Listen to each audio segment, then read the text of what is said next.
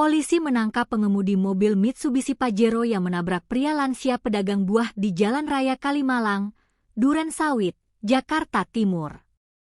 Peristiwa tabrak lari itu terjadi pada Sabtu, 2 Mei 2026, pagi sekitar pukul 7 waktu Indonesia Barat.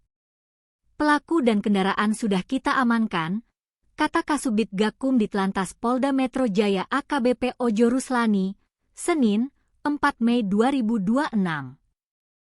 Ojo menjelaskan, pelaku berinisial LPR, 47, ditangkap di kediamannya di kawasan Pondok Bambu, Duren Sawit. Kepada polisi, LPR mengaku kabur setelah menabrak korban lantaran panik dan takut diamuk massa. Alasan lari karena takut di massa, ungkap Ojo.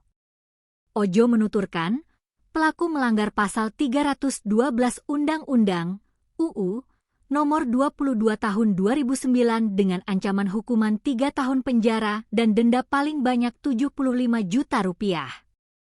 Adapun peristiwa kecelakaan ini bermula saat korban hendak menyeberang jalan sambil membawa gerobak berisi buah dagangannya. Di saat yang bersamaan, mobil Pajero berwarna hitam melaju dari arah Jatinegara menuju Duren Sawit.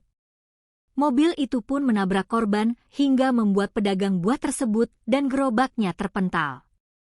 Peristiwa terjadi sekitar pukul 7 WIB di Jalan Raya Kalimalang arah timur, dekat halte agraria, Duren Sawit. Mobil melaju dari arah barat ke timur, sementara korban menyeberang dari utara ke selatan untuk menuju RS Harum, tempat ia biasa berjualan saat kegiatan senam pagi. Mobil Pajero kemudian menabrak pedagang buah AK yang saat itu hendak mangkal untuk berjualan buah, kata Darwis. Setelah menabrak korban, pengemudi langsung kabur dari lokasi.